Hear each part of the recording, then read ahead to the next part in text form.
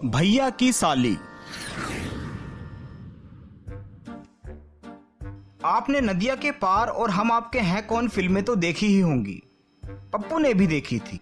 इसीलिए जब प्यार में 50 बार ठुकराए गए पप्पू को इससे आसान चांस नहीं सूझा, तब उसे पता चला कि जिस लड़की से भैया की शादी की बात चल रही है उसकी एक छोटी बहन भी है।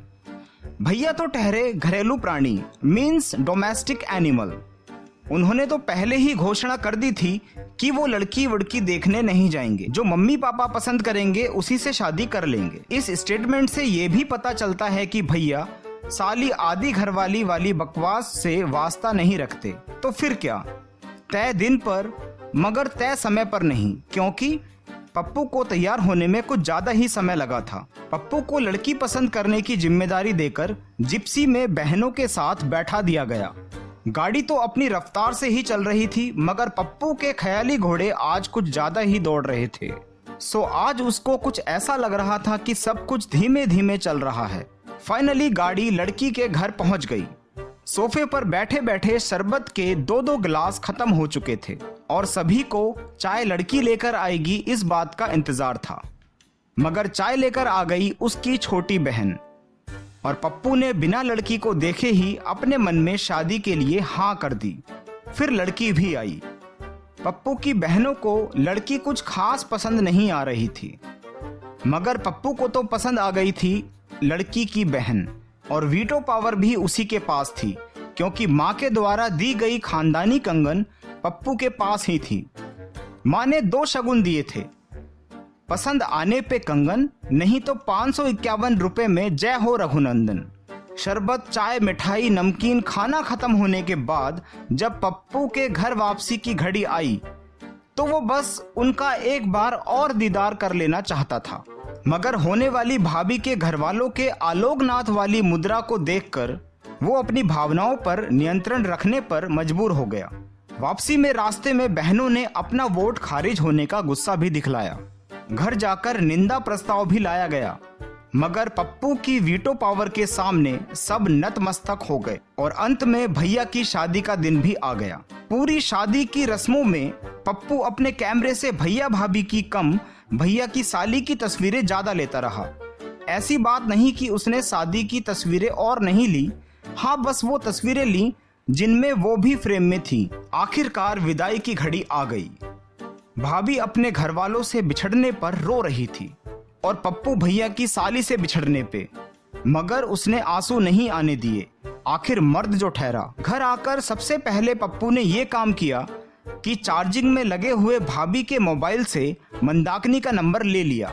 हाँ जी हाँ, भाभी के मोबाइल में पैटर्न लॉक नहीं था और भैया की साली का नाम मंदाकिनी ही था।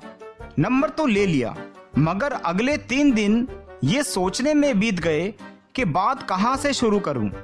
आखिरकार भाभी ने ये बोला कि मेरे एक कान का झुमका नहीं मिल रहा है। मौका मौका वाला गाना कानों में गूंजा और उसने अपनी मंदाकिनी को कॉल लगा दी। पप्पू को लगा लड़की है, शायद अनजान नंबर देख के नहीं उठाएगी, मगर दूसरा रिंग होने से पहले ही कॉल उठ चुकी थी और उधर से हेलो सर की ध्वनि गूंज रही थी। मगर दिक्कत ये थी कि पप्पू अपना इंट्रो कैसे दे। अगर ये बोले कि आपकी सिस्टर का देवर हूं तो सुनने में अजीब लगता, और अगर अपना नाम पप्पू बताता तो लोगों ने तो ये नाम सार्वजनिक स्तर पे बताने लायक ही नहीं छोड़ा है। फिर पप्पू को अपना सर्टिफिकेट वाला नाम अनिकेत याद आया और उसने नाम जगह के साथ बताया तो सामने वाले पार्टी को समझने में देर नहीं लगी। फिर तो झुमका गिरे हुए आधा घंटा बीत चुका था, मगर पप्पू छत पे टहल टहल कर बतियाए जा रहा था। बातों बातों में पता चला कि वो यानी मंदाकिनी मास्टर करने के साथ साथ एक LIC एजेंट भी है। पप्पू ने बहुत सारी मुबारकबाद भी दी, क्योंकि प्रेम के रास्ते में ये मुबारकां सीढ़ी का काम करती है। फिर उसने ही कॉलेज जाना है बोलकर बातों को विराम दिया और पप्पू भी ऑफिस जाना है कह के। फिर उसके बाद तो बातों का सिलसिला ही चल पड़ा। रात दिन, दिन रात, बिस्तर पे, छत पे, पार्क में, ऑफिस जाने से पहले, ऑफिस से छूटने के बाद, बातें तो सब हो गई, मगर पप्पू अपने दिल की बात, अजी हाँ वही वाली, वह नहीं कह पाया। मगर 14 फरवरी ने उसकी हिम्मत बढ़ाई। पप्पू ने कॉल लगाकर अपने प्रेम प्रस्ताव को पेश किया, जिसके जवाब में खामोशी ही आई। और पप्पू ने खामोशी को अपने मन से ही हाँ में एडजस्ट कर लिया। उसने ना भी तो नहीं बोला था। अब जब भी व्हाट्सएप पे पप्पू दिल वाला इमोजी भेजता तो वहां से लाफिंग वाला इमोजी वापस आता।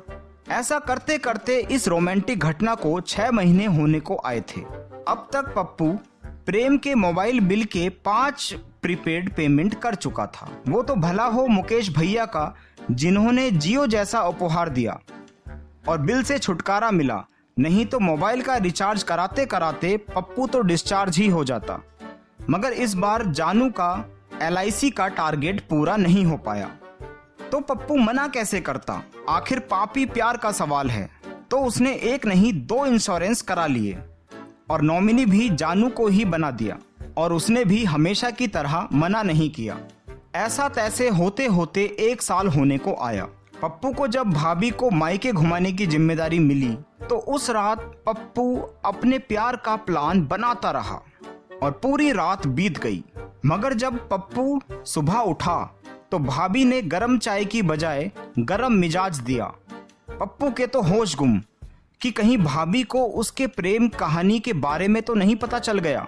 बरामदे में बाहर आकर जब कुर्सी पर बैठा तो गिरते गिरते बचा जब बहन ने बताया कि भाभी की बहन अपनी प्रेमी के साथ भाग गई है। भाभी की बहन यानी भैया की साली, यानी कि हाँ, पप्पू सीधा छत पर भागा। उसने अपने मोबाइल से उनके मोबाइल को कॉल लगाया तो उसके रिचार्ज किया हुआ नंबर स्विच ऑफ आया। अरे हाँ बाबा, जब तक जियो पेड हो चुका था।